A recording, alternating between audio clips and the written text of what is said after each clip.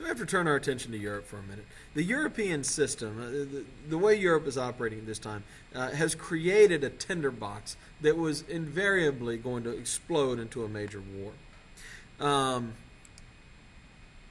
Because of World War I, a fellow teacher of mine gave me this. This is great. Armenia, you can remember him that way. Militarism, alliances, nationalism, imperialism, and assassination. So let's take these one at a time. Europe had created a wildly militaristic society, a society that glorified the exploits of warriors. And you know that you live in a militaristic society if the civilian leadership of your country, the emperor or your elected leaders or whoever, walk around all the time dressed in military uniforms.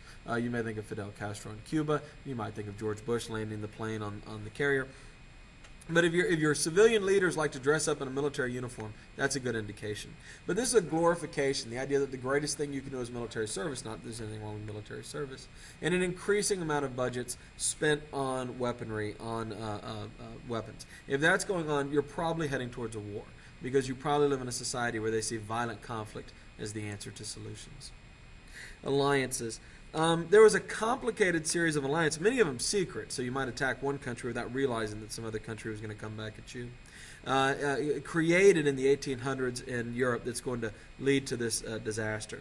The two big alliances, though, will be the Triple Entente, which is the United Kingdom, France, and Russia, you see here, and the Triple Alliance, which is Germany, the Austro-Hungarian Empire, and Italy.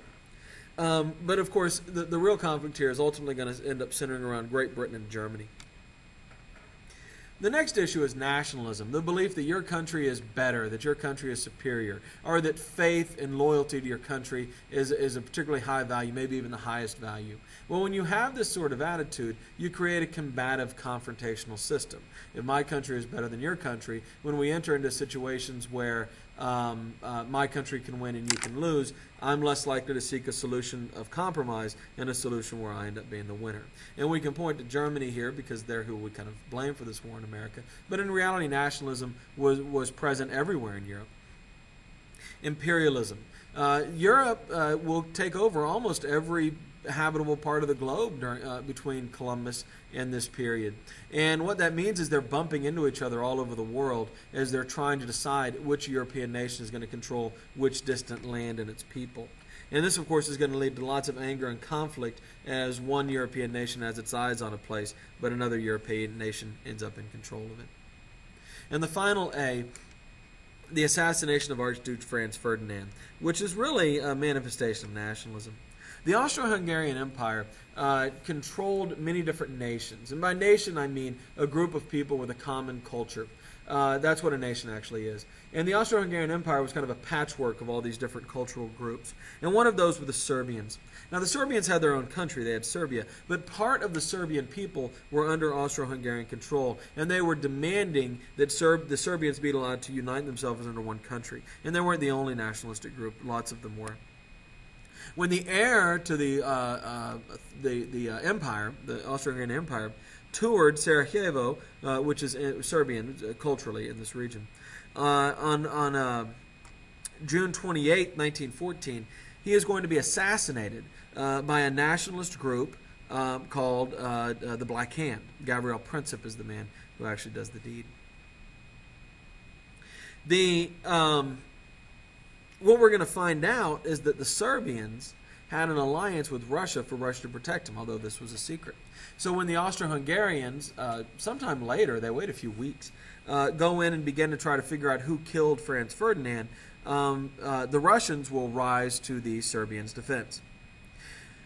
Now, Austro-Hungary had a treaty for mutual defense with Germany.